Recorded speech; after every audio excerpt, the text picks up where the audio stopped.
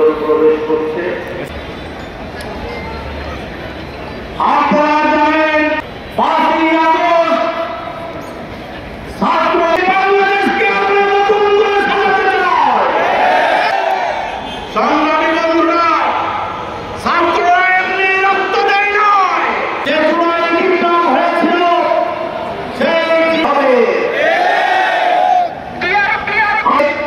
রাজশাহী জেলার অন্যতম সরকারি নেতা নুরুজ্জামান রিটন, জননেতা ছাত্র জনতা সেদিন জুলাই আগস্টের নেতা অভ্যুত্থানে স্বাগত করেছেন।